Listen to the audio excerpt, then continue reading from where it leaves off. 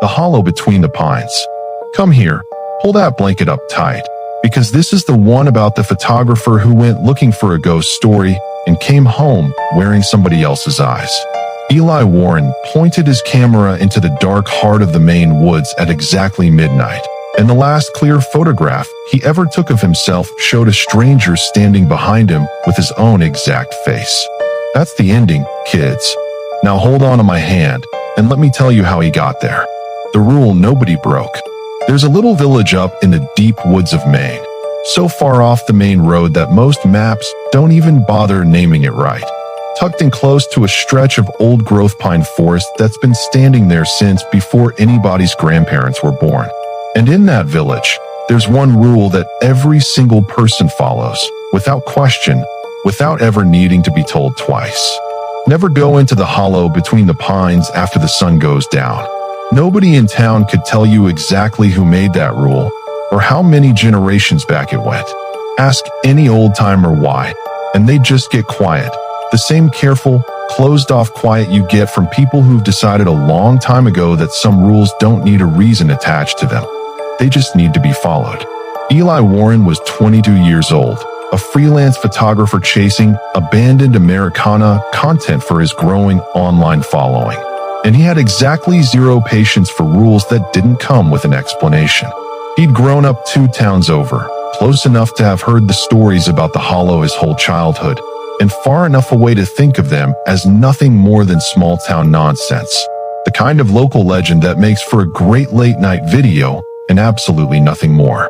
There's this pond out in the woods, he told his followers in a video posted that same afternoon, grinning into his phone camera from the edge of town. Whole village won't go near it after dark. Tonight, I'm going to. The little display showed a different story entirely. On the screen, standing directly behind him, dripping wet from head to foot, was a man, and the man's face was Eli's own. What followed him out? Eli didn't remember making a conscious decision to run. One second he was staring at that screen, and the next he was crashing through the pines at a dead sprint, his headlamp beam bouncing wildly, branches tearing at his jacket, his own ragged breathing the only sound he could hear. Except it wasn't the only sound. Somewhere behind him, keeping perfect pace no matter how fast he ran, he could hear footsteps, except they didn't sound like footsteps on solid ground. They sounded like something running across the surface of water, a wet, slapping rhythm that should have been impossible 50 yards from the pond and somehow wasn't. Eli didn't stop running until he reached his car, didn't stop shaking until he'd locked every door, and didn't feel safe enough to breathe properly until he was back in his own house with the door bolted behind him and the camera clutched tight against his chest like it might try to escape. He sat on the floor of his bedroom for a long time before he worked up the nerve to play back the footage. The recording ran clean for most of the night. His own voice, his own cheerful narration, the still black water behind him exactly as he remembered it.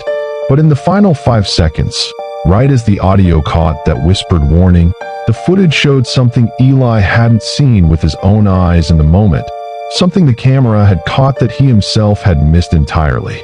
Dozens of hands, pale and dripping, rising up out of the water behind him, reaching, wrapping around something the camera couldn't quite show clearly, and pulling it backward into the pond. And underneath all of it, layered so quiet Eli had to turn the volume up all the way to catch it, a single whispered sentence in a voice that sounded almost pleased with itself. The right one. Listen to the rain hammer the roof, and watch the empty streets of Hollow Creek through the windshield, and thought about what a strange place this was. Then he heard the bells. Skull, not church bells, not wind chimes. Something smaller, something ankle height. The kind of sound that comes from decorative bells sewn onto the hem of a dress. Rhythmic, deliberate, moving through the rain. Daniel rolled down his window slightly and looked out. The street was empty. The bells got louder. Then a voice, low, wrong, coming from directly behind his car. Time to go. The laughter that followed was not human. Daniel didn't remember making the decision to get out of the car.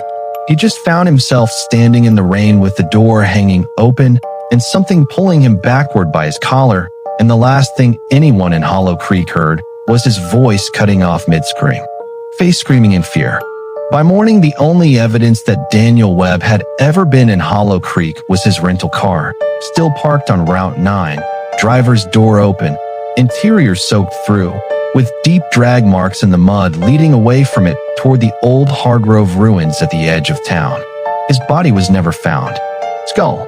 The Hargrove ruins had been the central feature of every Hollow Creek nightmare for 30 years.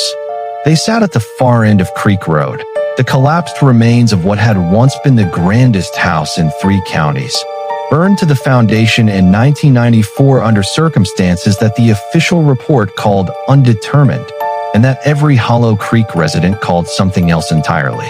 Don't go near the ruins. Every parent in Hollow Creek told every child from the time they were old enough to understand the words. Don't go near the ruins. Don't go near them in the day. Never go near them at night. Never go near them in the rain, anxious faced with sweat. The town council, led by Mayor Gerald Stanton, who had held the position for 22 years, reinforced this with official policy. No trespassing signs. A chain-link fence. Came back. The morning after, Eli woke up the next morning feeling, for the first time since midnight, completely normal. No headache, no exhaustion, no lingering fear. Just an ordinary Tuesday morning, sunlight through his blinds, birds outside his window. He almost convinced himself the whole night had been some kind of elaborate stress dream, brought on by too much caffeine and too much time spent chasing ghost stories for content. He got up, got dressed, and walked downstairs to find his mother in the kitchen, exactly like every other morning of his life. She turned around when she heard him on the stairs, took one look at his face, and dropped the coffee mug she'd been holding. It shattered on the tile floor, and she didn't even seem to notice. "Who are you?" she whispered, backing away from him until her back hit the counter. Eli laughed, confused, already reaching to reassure her, but something in the way she was staring at him, something in the raw, animal terror on her face, made the laugh die in his throat before it fully left him. He turned toward the small mirror hanging by the kitchen door, the one his mother used to check her hair before work every morning, and he understood, all at once, exactly why she'd screamed. His eyes, both of them, all the way through, pupil and iris together, had gone completely, solidly black. And that, sweetheart, is why nobody in that little Maine village has ever gone back into the hollow between the pines after dark. Not once, not even the bravest among them. Because somewhere out past those trees, in a pond that never quite stops being still, something is still waiting by the water's edge for the next person curious enough to break the rule. They say if you listen close on a quiet night, you can still hear a new whisper drifting out of those woods, soft and patient, asking the only question it's ever cared to ask. Now who's next? Go to sleep now. And don't check the mirror in the hallway too closely on your way to bed. Probably nothing there at all.